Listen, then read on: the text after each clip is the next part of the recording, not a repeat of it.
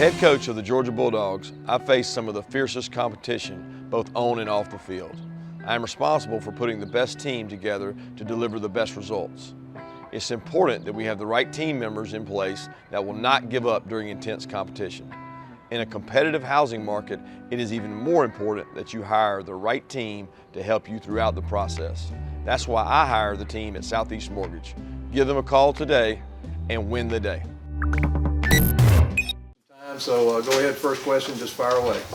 Stetson, can you talk about what it's, man, if anything, to have your little brother now here, is that, how's that affected your life? Yeah, I mean, it's, just seeing him every day in the locker room, going to grab bites to eat, just the little stuff. It's super cool, because we're never on the same team, never did any of that stuff, and I don't know, pretty special. Super lucky both of us are. But yeah, thanks for asking.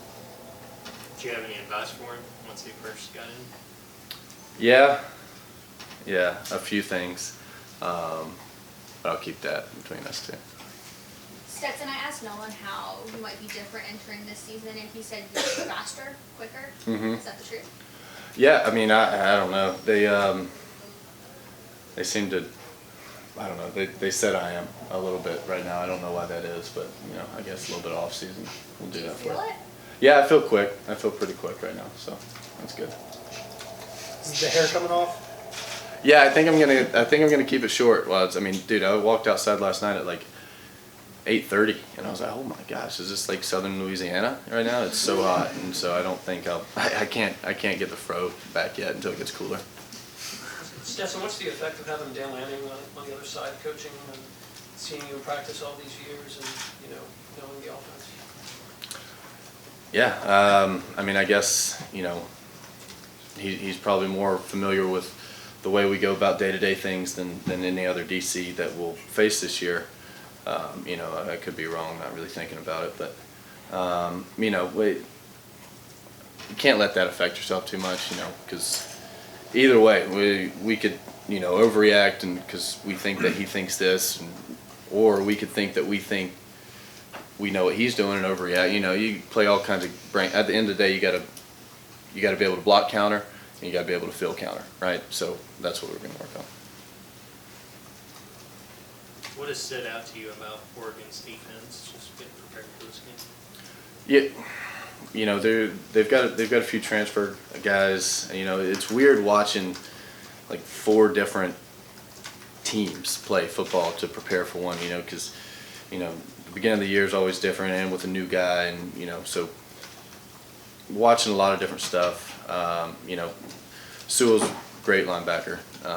Both of them going to be great. The Colorado kid, he's very good, very long, very fast. I don't know, man. I'm excited to get out there and play somebody other than number 5 for our team. Stetson, does it feel any different coming in after a guy who's had to kind of fight for things your whole career to finally, coming to a year where you're the guy? I don't know, does that feel any different? Yeah, it does. Yeah, it's a little different. Every other year, it's uncertainty, really. Last year, pretty much lucked into being able to, go out there and play, to an extent, obviously. But, this year, it's, you get fall camp, you get spring, now we're here, it's game week. So I guess it kind of came, it's weird, it came faster because you're so busy in the day, right? You're so busy day-to-day practice and all that stuff, working on little things that, last year I wasn't quite as in tune because not only was I not the starter, I wasn't the second string guy. So I was like, well, probably won't happen this week, right? And so you get so caught up in the day-to-day and the little things that you kind of lose track of the overall, holy cow, it's Oregon week now. And so thankfully, I think we've handled it really well and, marked down on our calendars like we need to do this by this. But yeah, probably a little bit more excited than I was this time last year. Do you have any pre-game routines or superstitions or things you like to do to get settled in before the game? Yeah, I like to go throw. I like to figure out where the clocks are, figure out if there's a some kind of thing with the field that will throw us off, whether it's the grass or, when we go to Tennessee and it's this high in the middle and really low on the outside, just little things like that.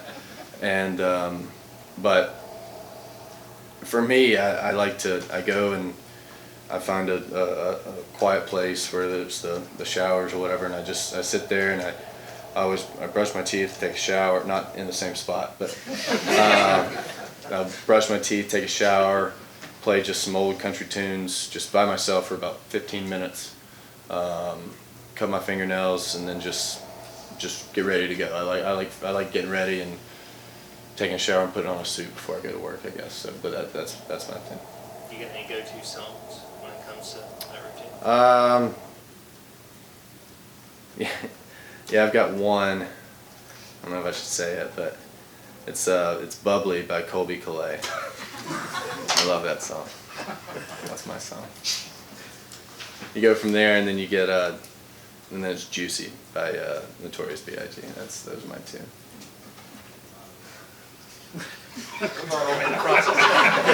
I know I probably should have said it. That's what it is. Stetson was just saying how one of the reasons he likes playing in this Chick-fil-A kickoff game is because the hope is that you guys are going to play at defense again at the end of the season. To give some of the guys familiarity with the stadium. You were kind of just saying how you like going out there, familiarizing yourself with the stadium. I don't want to look all the way ahead to December, but with that being said, do you see what he's saying there? And for the younger guys maybe who've never played there, does that matter?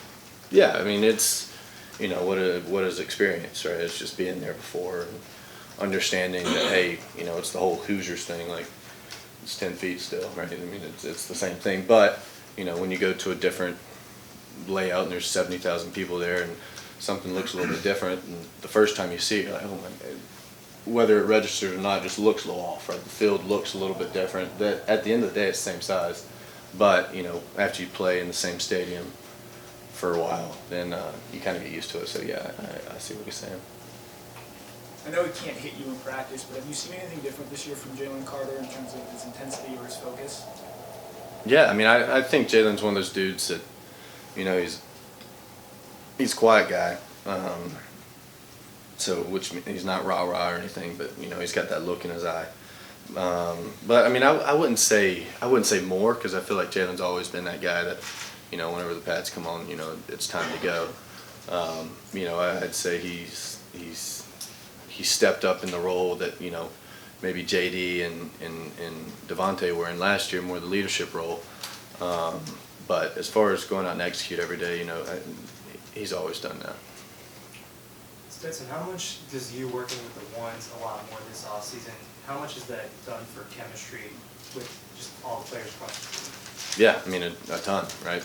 It's, you can draw up on paper that, you got a 14-yard steep route, but you got 5 different wideouts that are going to run it 5 different ways. And so just knowing, expecting, like, whenever AD's hip turn, okay, well, now let's throw, right?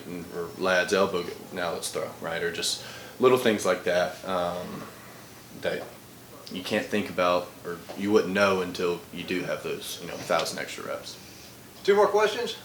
Is it good that you're established, or was there any established as a number one, and people are nationally giving you more respect, or was there any motivational factor to prove people wrong going on for you last year? Well, I think that's what, when people are like, do you play with a chip on your shoulder? Like that's where, if you do, then that's when that, question comes into, question, right? If this guy could only be Superman whenever, everybody thought that he couldn't be, well then what happens whenever everybody does think he can be, right? Does he have that extra edge? And so that's why, good or bad, like I really don't worry about what other people have to say. It all comes from within, like for me, because I don't know, I know what it feels like, I know what it looks like to be good, and I want to be that. For me and for my teammates, not to prove anybody wrong or not to, shut up the doubters and all that stuff. And now if we're going to say that there's none this year, I don't know about that either. But I don't know. I take it how it comes. It's ebbs and flows for me. I just wake up and try to be better than the dude next to me. How innate would you say your processing? I've heard the quarterback position compared to flying a jet, especially pro style, with all the reads, protections, Yep. run audibles you have. I mean, when you're breaking the huddle, I mean, can you give us some concept or idea of how quickly and how much you're processing as you go to the line of scrimmage and even pre-snap read? Yeah, I mean, it depends on each and every play. I've got, there's you got drop back, you got play action, you got quick game, you got, RPOs, you got just smoke breaks, we call them, where you just hand the ball off and no worries for that play, right? But most every play, it's, all right, do we have issue over here? Is it protection or is it run? Do I need to check it over here? Do I need to switch protection? Or what coverage are they going to run? Is this route good for that? All right, it's not, but it's also 2nd and 10. Let's not make it 3rd and 10, right? Let's make it 3rd and 4, 3rd and 5, right? Let's be smart about that. And so it really, it depends on what personnel are they in, what situation in the game. Are they going to cover zeros right here?